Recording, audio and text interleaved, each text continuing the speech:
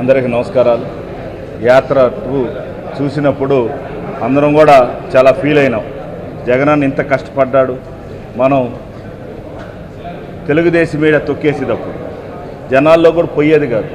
ఈ సినిమా చూసినాక ఎవరైనా మిస్ అయింటే వాళ్ళకు కూడా కన్నీళ్ళు వస్తాయి. నిజంగా పైనున్న రామారావు గారు, పైనున్న కృష్ణ గారు అప్పుడు ఈనాడని తీశాడు రామారావు గారి మీద. ఈరోజు రామారావు గారు పైన నుంచి కూడా నన్ను ఎలా మోసం చేశాడో, ప్రజలు ఎలా మోసం చేశాడో ఈరోజు ఈ సినిమా చూసినంత ఆయన ఆనందపడి ఉంటారు రామారావు గారు పైన నుంచి. ఖచ్చితంగా ఈ సినిమాలో సన్నివేశాలన్నీ కూడా మనిషిని మన హార్ట్ తాకినట్టుగా, నిజంగా హీరో అంటే 4 డ్యాన్సులు 4 ఫైట్లు చేసి హీరో అయిపోతాడు. కానీ రాజకీయ నాయకుడికి ఎన్ని లక్షల జనాలు రావాలంటే ఎంత కష్టపడాలి. జైల్లో ఆయన పొనుకున్న సన్నివేశం చూస్తే కన్నీళ్ళు వచ్చినాయి.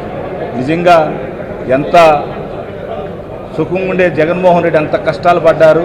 అయినా ఈ దేశాన్ని ఉన్న రాజకీయం సోనియా గాంధీ ఎదిరించి నిలబడి ఆయన ఏదైతే తండ్రి మాట ఇచ్చినాడో ఆ మాటని తప్పకుండా ఈరోజు అన్ని పథకాలు కూడా చేస్తూ ఉన్నాడు.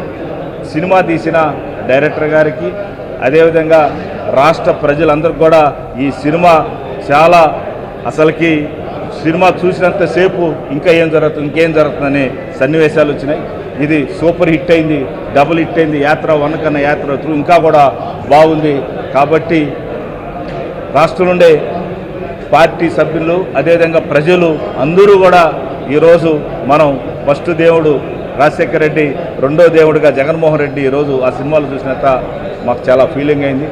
కాబట్టి ఈ సినిమా ఇంకా రేపు నుంచి అందరూ ప్రజలు చూసేదానికి అవకాశం ఉందని తెలియజేసుకుంటున్నాను. నమస్తే. జై జగనన్న, జై జై జగన్.